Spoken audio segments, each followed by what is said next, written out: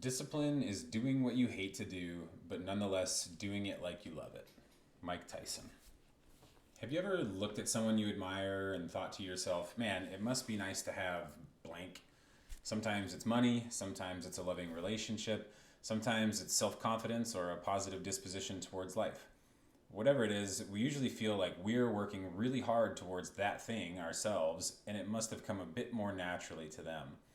Or perhaps we recognize that their innate talents allowed them to achieve something that remains out of our reach.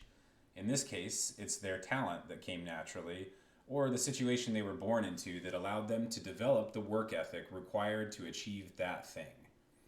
Either way, this very natural way of thinking is indicative of our own projections and our own lack of honest acceptance.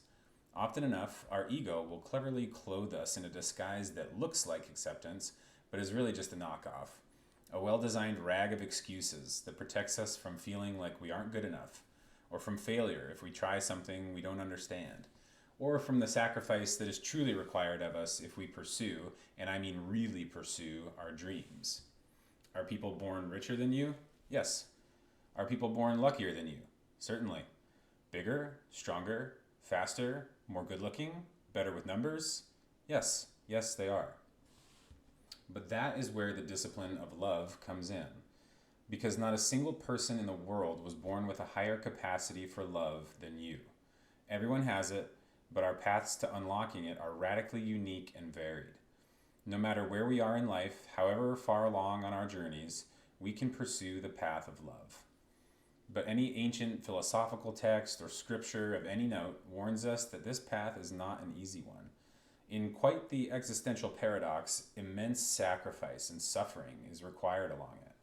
So much so that it will make us question the possibility of love in the first place. This looks different for everyone. For some, it feels impossible to love themselves. For others, the world is so dreadful and full of evil that the notion of loving it or trying to do any good in it feels like fighting a tide with a teaspoon.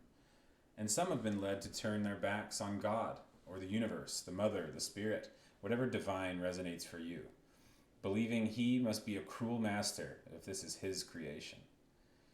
In all these examples, true acceptance is missing, and so it follows that the discipline of love is missing as well. We are unable to understand, therefore we are unable to accept the imperfections in ourselves, in the world, and in creation. So we stop there and excuse ourselves from trying. But we have a different choice, and it is always available to us, no matter what our situation is. It requires patience, sacrifice, and effort. It does not come easily or naturally for most, because we are creatures built for suffering in a cutthroat world.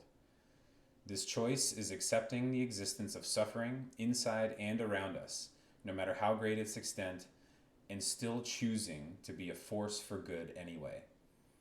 When we make this commitment, the universe opens up wide for us, and through the discipline of love, we begin to determine and pursue exactly what it is we are meant for.